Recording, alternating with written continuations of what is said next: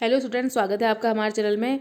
यहाँ पर कक्षा 11 का हम इकोनॉमिक्स यानी अर्थशास्त्र का पेपर लेकर आए हैं 2024, जिसे आप देखना ना भूलें। एग्जाम देने से पहले एक बार जरूर हमारा पेपर देख लीजिएगा। ये वाला बहुत इंपॉर्टेंट क्वेश्चन है एग्जाम की दृष्टि से। हो सकता है आपके एग्जाम में यही सारे क्वेश्चन आ जाए, तो आप इनको देखना ना भूलें।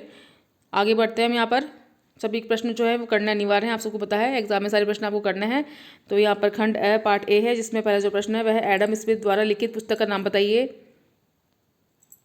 दूसरा प्रश्न है द्वितीयांक समांक क्या है, सेकेंड डाटा जिसे बोलते हैं, आपको लिखना है। शॉर्ट क्वेश्चन से एक नंबर के। तीसरा प्रश्न है प्रश्नावली का क्या अर्थ है। चौथा प्रश्न है उपभोग की क्रिया किसे कहते हैं। पांचवा प्रश्न है विश्व की 2 समाजवादी अर्थव्यवस्था वाले देशों का नाम लिखिए।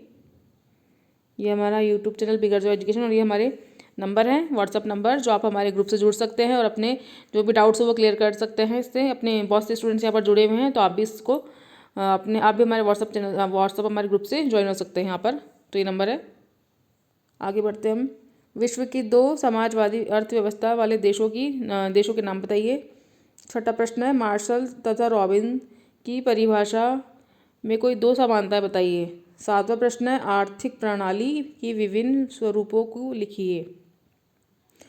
आठवां प्रश्न है अर्थशास्त्र विज्ञान है अथवा कला या दोनों। अर्थशास्त्र विज्ञान है या कला है या दोनों, स्पष्ट कीजिए। ठीक है। पूंजीवादी व समाजवादी अर्थव्यवस्था में अंतर लिखिए। 10वां प्रश्न है यदि समांतर माध्य 75 तथा माध्य का 70 हो तो बहुलक ज्ञात कीजिए। 11वां प्रश्न है खंडित श्रेणी एवं सतत या अखंडित श्रेणी में अंतर बताइए। 12वां प्रश्न है सारणीयन किसे कहते हैं, सारणीयन का महत्व और लाभ बताइए। 13वां प्रश्न है एक आदर्श वर्गीकरण के आवश्यक तत्व एवं उद्देश्यों को समझाइए। 14वां प्रश्न है निम्न समांक श्रेणी का समांतर माध्य ज्ञात कीजिए। ठीक है, ये श्रेणी आप देख लीजिएगा और इनका माध्य ज्ञात कीजिएगा। 15वां प्रश्न है निम्न समांकों से माध्य का ज्ञात कीजिए। ठीक है, आप देख लीजिएगा ये। 16वां प्रश्न निम्नलिखित आवर्ती सारणी से बहुलक ज्ञात कीजिए। ठीक है, आगे बढ़ते हैं। खंड ब पार्ट ब। 17वां प्रश्न है भारतीय नियोजन का पिता किसे कहा जाता है। मुद्रा का पूरा नाम क्या है। डंपिंग का तात्पर्य क्या है। 19वां प्रश्न। 20वां प्रश्न है रिसाव प्रभाव क्या है। 21वां प्रश्न है कृषि वित्त के स्रोत बताइए।